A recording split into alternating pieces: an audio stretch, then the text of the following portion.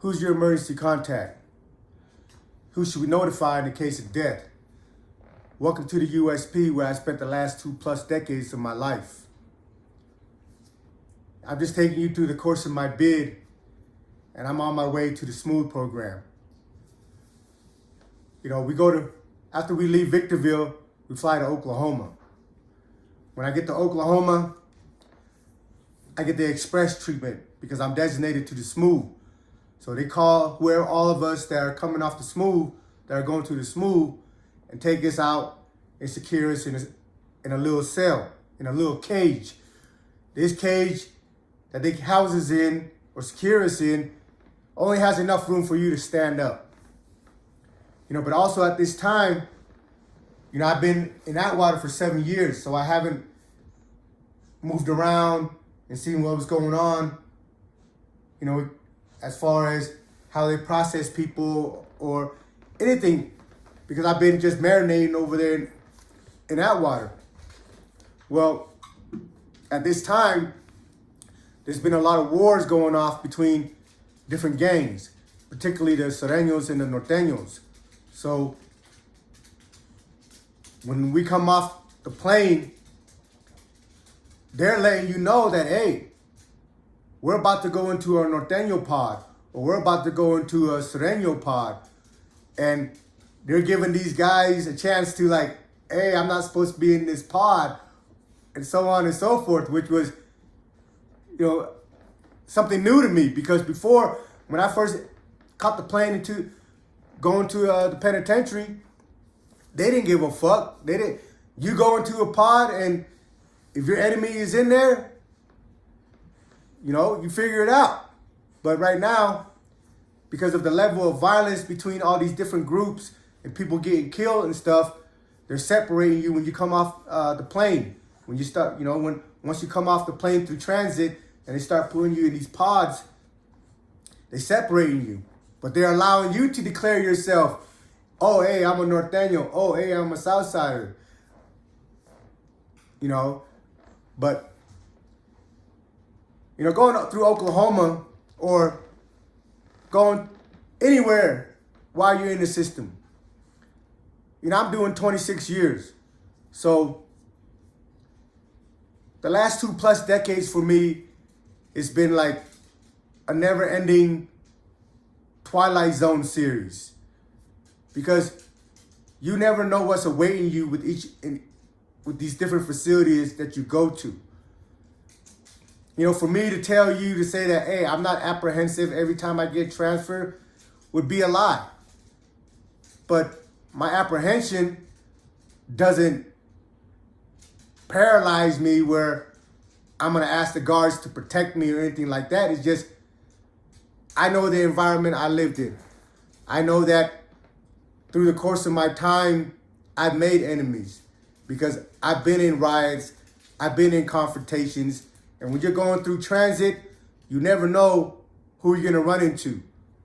Every time I've gone through transit, a fight always breaks out because somebody ran into somebody that they were beefing with 10, 15 years ago, or just a few years ago, and somebody recognized somebody and somebody gets punished every single time. Just like in this particular time when we came in, a couple of DC dudes ran into somebody that they had beef with from before. I didn't see the incident because I'm in another pod, in another room, stuck in a cage. But you can see the deuces go off. They're running to the, to the incident. And then like an hour later or whatever, I see them bring the DC dude in to where we were at and put him on the secure cages. And then he told me, oh yeah, he ran into somebody that he was beefing with or whatever. But Oklahoma City, when you go to the SHU is designed where when you look out your window, you can't see into another cell. Everything's at an angle where when you look out your window, you're flat, so you can maybe see like 5 feet this direction, 5 feet that direction, and that's it. It's designed like that on purpose because they don't want you seeing them when they go into a cell and beat somebody's brains in. So every time I go through Oklahoma, I'm a little nervous. I'm not nervous that I'm gonna be put in a cell with another inmate that I might end up getting into it with. No, I'm nervous because of the staff there. On my case, I have assault on a federal officer. They don't care about the details. They don't care what led up to that incident. All they see is that you knocked out one of their own. So some of these boys, as far as staff, they feel like, oh, let's get some get back. But they're not coming in there giving you a head up fade. They're coming in there after your restraint and they're beating the brakes off of you. Every time I go through Oklahoma, whoever is transporting me to the SHU, because I always get locked down every time I go through Oklahoma because of my case. So they always put me in the SHU, except for after I left the Smooth. That was the only time I was in population. But before that, going to the Smooth, I get an express route right to the hole, right to the SHU. And you know, in the elevator ride, I got two country-fed white boys sitting on the side of me talking shit. Oh, you think you're tough, huh? So you hit him while he was looking. You know, just they see the case and they're trying to get under my skin to get me to jump out there so they have an excuse to beat my ass. But I don't fall for it. I know what it is. And I'm not trying to give them any excuse to beat my ass because I can't win. I can't defend myself with shackles on my feet, with a belly chain and a black box. I don't give a fuck how tough you are. It's hard to win a fight when you can't move any of your limbs. You know, but what made me apprehensive about going through Oklahoma was a case that I read when I was in Lompoc that happened back in the 90s. This family, and like again, I can't remember their names or whatever, but the family had sued the Bureau of Prison. And they were going through litigation. They were suing the Bureau of Prison for a wrongful death to their son, their brother. Now, from the police perspective, from the CEO's perspective, they said this guy hung himself, right? You can hang yourself off from a bunk. That's not something that's impossible. Because through the course of my bid, I've known a lot of people that hung themselves in their cell. You know, for whatever reason, the time was too much or the place was too crazy. They decided not to give the feds all these years of their lives, so they ended themselves by putting a rope around their neck or a plastic bag and a rope. You know, a friend of mine, Bullet, in 2017, hung himself in Beaumont. You know, and also when I was in Florence, my friend Rick Turner hung himself in his cell. And a week later, a TH dude named Mancha did the same thing. So you can hang yourself from a cell. Now, the part where their family was disputing the wrongful death was the cell was bloody. And this is, I personally read this case. Like I said, I can't repeat it verbatim, but there was blood in the cell. Maybe they tried to clean it up or whatever, but there was blood stains in the cell. So if a guy hangs himself, why the blood? But not only that, in the SHU in Oklahoma, in the cells in Oklahoma in the SHU, the ceiling is about 15 to 20 feet high. I'm not exaggerating. You can get on top of your bunk, on top of the top bunk bed, and jump as high as you can, and you still won't touch the ceiling. I don't know why they design it like that, but the ceiling is really, really high. So in the case that I read, when the forensic came, they found blood splatter on the ceiling. Like, the reason I'm sharing this story with you is that to let you know that it's not just other inmates, other violent inmates or killers and stuff that are in the penitentiary with you that you have to worry about. A lot of deaths come from staff, from the CO, because I don't know what goes on in their head. Maybe they want retribution for something that you did. Maybe you just talked shit to the wrong guy and he just wants to know what it's like to beat somebody to death. You know, when I get to the smooth, I'm going to tell you, there's lawsuits in Lewisburg from dudes getting their ass beat downstairs, fully restrained, until the wounds, the injuries from the beating killed them.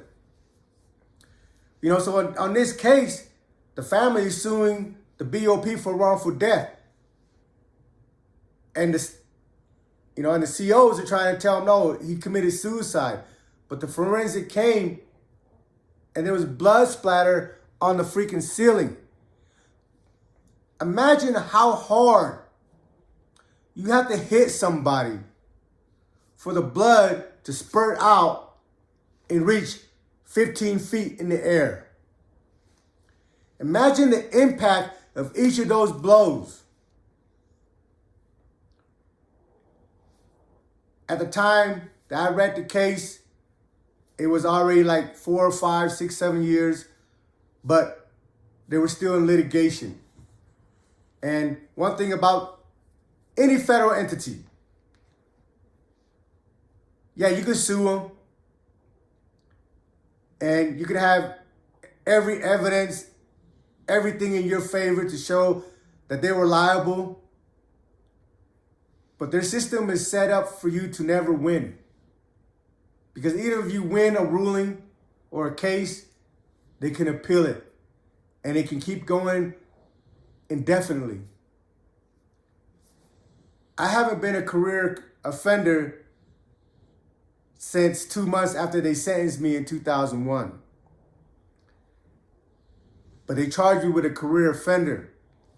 They gave me 96 months on the assault on a staff when I pled to 14 months.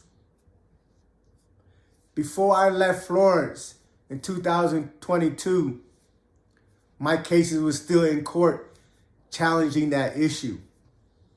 Regardless that there's laws that's come down since 2001, 2004, saying that possession of a sawed-off shotgun in itself is not considered a violent crime.